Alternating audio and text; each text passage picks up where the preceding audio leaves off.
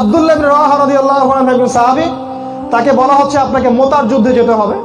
তিনি কান্নাকাটি শুরু করলেন। অন্য সাহাবীরা বলছেন যে আপনি কি মৃত্যুর ভয় কাচ্ছেন? তিনি বললেন, না, আমি মৃত্যুর ভয় কাচ্ছি না। আমি জানি এই যুদ্ধে যাওয়ার পরে আমি ফিরে আসবো না। কিভাবে জানলেন? আমি এই কারণে জানি যে আমি এই যুদ্ধে যাওয়ার পরে আর জীবিত ফিরবো না, কারণ আমার পরে নবীজি বলেছেন যদি আব্দুল্লাহ ইবনে রাওয়াহা শহীদ হয়ে যায় তাহলে পতাকা বহন করবে আল্লাহর পতাকাগুলোর মধ্যে একটা পতাকা। তার মানে আমি যুদ্ধে শহীদ হয়ে যাব, আমি জানি। আমি এই ভয় কাচ্ছি না, আমি এই ভয় কাচ্ছি যে কাল কিয়ামতের মাঠে যখন পুলসিরাতকে দাঁড় করানো হবে তখন প্রত্যেক আদম সন্তানকে এর উপর দিয়ে পার হতে হবে। এই চিন্তাটা করে আমি কান্নাকাটি করছি। এই সাহাবীদের চেতনা।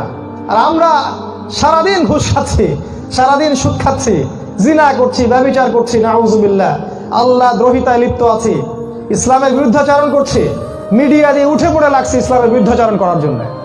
আল্লাহর আইন সব তুলে দিচ্ছি, নামাজ পড়ছি না, যাকাত দিচ্ছি না, বছর বছর খালি একটু হজমরা করে আইওয়াশ দেখাই মানুষকে।